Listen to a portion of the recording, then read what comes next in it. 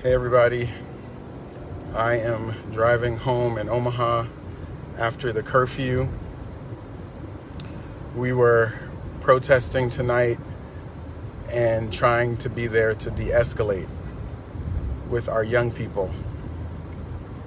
And it was just, at first it was a positive sight, and our young people were doing what they needed to do, and they were protesting, and the police were working with them. But by the end, so many mistakes were made. So many mistakes were made. And I'm having you all drive with me Facebook Live because I am over 45 minutes beyond the curfew and I'm just trying to get home. Our young people were standing there, they were singing, they were protesting, and it was all young people. All our youth were standing out there.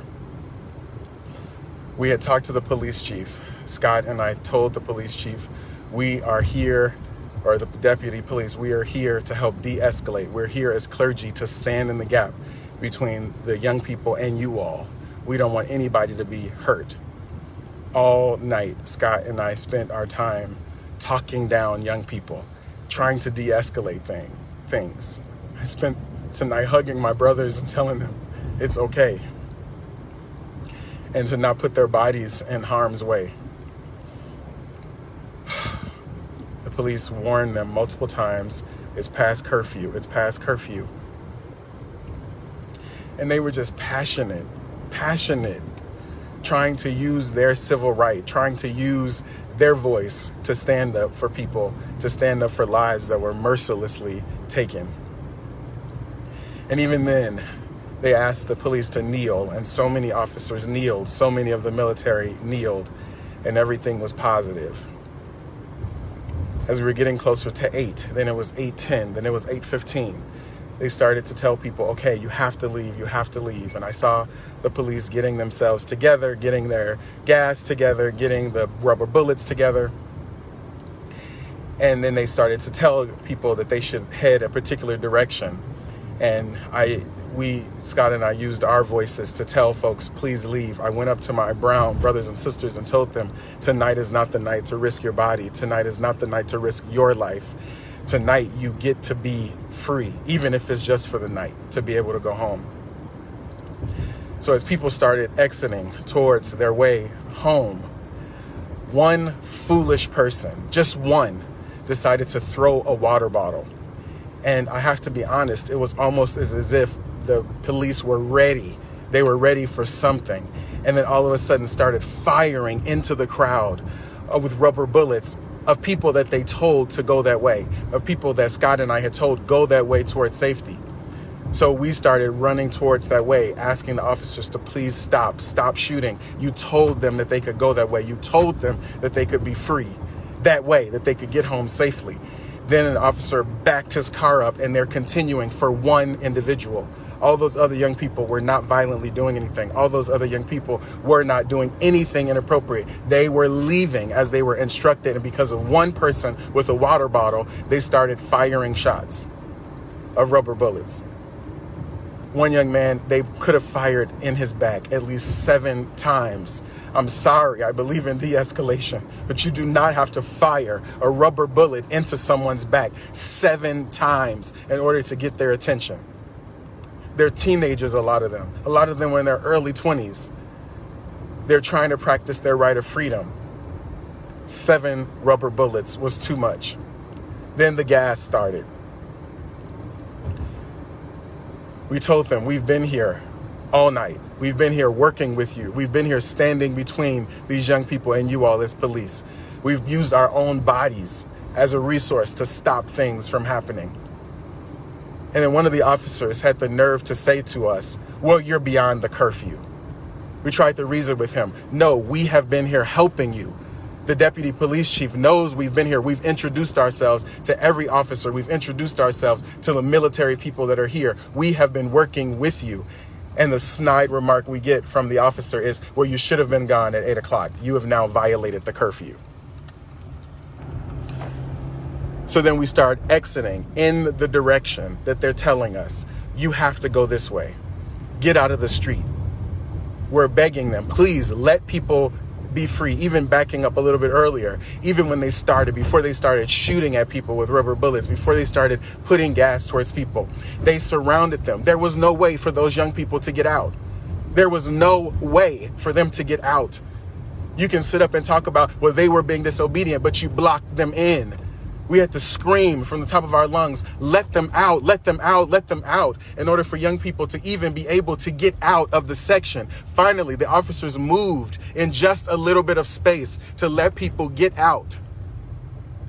It was uncalled for. You cannot tell people to disperse and then block them in. So they finally started letting people out. They tell us that we need to go too. We start walking. And then again, I don't even know what happened at that. They just opened fired again with rubber bullets. Gas again for the people that they told to leave. This is the kind of stuff that we need to be talking about. I'm not talking about somebody who threw a water bottle. I'm not talking about somebody who was doing something harmful. These young people, yes, they were stayed beyond the curfew, but they were still peaceably being there. And for a couple of idiots, you sit up and you start firing into a crowd. You start firing into a crowd of people that you've legitimately told that they're supposed to be able to be exiting that way. Then wherever Scott was, they fired into where he was. And I think he got hit in the back of his head with one of the rubber bullets. Unnecessary. We walked up to the cops. I'm home. We walked up to the cops and explained again, we have been here. We have been your partners tonight. We've been trying to cause some form of peace. We've been trying to get this stuff to stop. And it was as if we had not been there. We had not been there as a partner. We had not been there to walk alongside them. We had not been there to support them. Young people screaming and running when we were actually going the way that we were supposed to go. It didn't make any sense. And it wasn't right. That part wasn't right. You got young people screaming, which way do I go for safety? Which way do I go for safety? No answers. Only cops marching towards them. Nobody's explaining, this is where you need to go. This is where you need to be. We had to literally ask every step along the way, is it safe to be here? Can I walk here? Am I safe to be able to walk back to the car? Have to continually introduce ourselves to military and police. We are clergy. We were here to help. We were here to walk alongside. We've been trying to de-escalate all night. I thank God that I'm safe. I thank God that Scott is safe. But we need to do better, especially when there's a partnership. We need to do better, especially when you have citizens who are putting their lives at risk to partner with police and military to make sure that everybody makes it out safe. I'm proud of our young people for standing their ground. I'm proud of them for protesting. I'm proud of them for doing it peacefully. I'm proud of their singing and their marching. I'm proud that they asked the officers to kneel in honor of the Black lives that have been taken. But I am not proud of how the Omaha Police attempted to end this situation. I'm not proud of them firing at that young man with rubber bullets, 7 into his back. I'm not proud of them throwing tear gas when they did not have to in that particular section. I'm not proud of them telling people to go one way and then firing into the crowd when they're there. That is not right. That is not appropriate. That is not how you de-escalate a situation. And people who are there, again, putting their lives on the line to stand in the gap. There were so many young people who were so angry, who were just feeling the passion that we pulled to the side, that we de-escalated. A mother there with her child, screaming, angry, wrapping our arms around that mother, taking her to the side, asking her to protect her Black baby. And I get that there were new officers came and new Army folks who arrived, but we attempted to introduce ourselves even to them and explain this is why we are here. We have to do better in partnership. We have to do better. If you are a clergy person watching this and there is a rally, this is one thing we can do as clergy. There were young people tonight who asked me to pray with them, who asked me to accompany them. There were young people who just needed a hug and to be told, I see you and I hear you. There were young people who just needed to be seen. There were young people who thanked us as clergy for being there. And I have to be honest, it was 2 or 3, maybe 4 of us who were there. If you are a clergy in your city and you can join in a protest, be there and use your body and use your life as a buffer between the military and the police state for our young people, for our people protesting. There are going to be people in the crowd who are going to escalate. Use your pastoral skills to go to those people and speak life into them and pray with them. When you see other folks, particularly white people, who are egging on the crowd, trying to come against the police and agitate, go up to them and tell them, tonight you will preserve a black life.